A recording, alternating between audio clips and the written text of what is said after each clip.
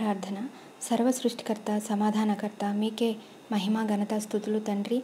దేవా, మాలో అనేకులు తమ హృదయాల్లో నెమ్మది లేక, సమాధానం లేక కృంగిపోతున్నారు. వారిని జ్ఞాపకం చేసుకోనండి తండ్రి. వారి హృదయాల్లో ఆదరణ కలిగించండి.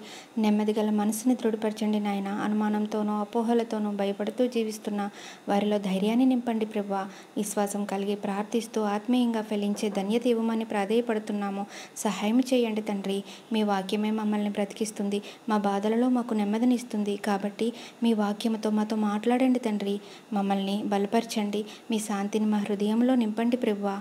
మనుషులకు కాక దేవాది దేవుడైన మీకే భయపడుతూ, మీకు సమస్తము విషయాలలో లోబడుతూ, మీకు మహిమకరంగా జీవించేలాగా మమ్మల్ని మలచమని వేడుకుంటూ, నమ్ముట నీ వలనైతే నమ్మువానికి సమస్తము సాధ్యమే అన్న విశ్వాసంతో యేసయ్య పరిశుద్ధ నామములో ప్రార్థించి పొందుకుంటున్నాము మా పరమ తండ్రి. Amen, amen, amen.